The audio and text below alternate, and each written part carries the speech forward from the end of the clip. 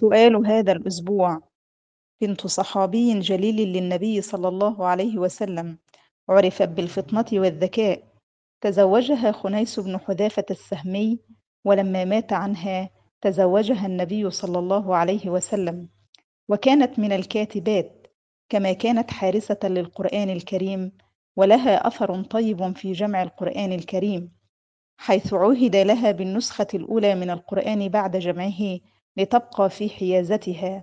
توفيت بالمدينة سنة 45 من الهجرة، فمن تكون؟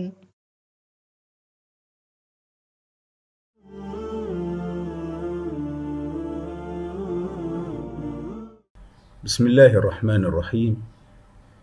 اس ہفتے کا سوال: جلیل القدر صحابیہ رسول صلی اللہ علیہ وسلم جو اپنی خدمت گزاری اور ذہانت کی وجہ سے پہچانی جاتی ہے، انہوں نے خنیس بن حذافہ السہمی سے شادی کی اور ان کی وفات کے بعد ان کی شادی آپ صلی اللہ علیہ وسلم سے ہوئی۔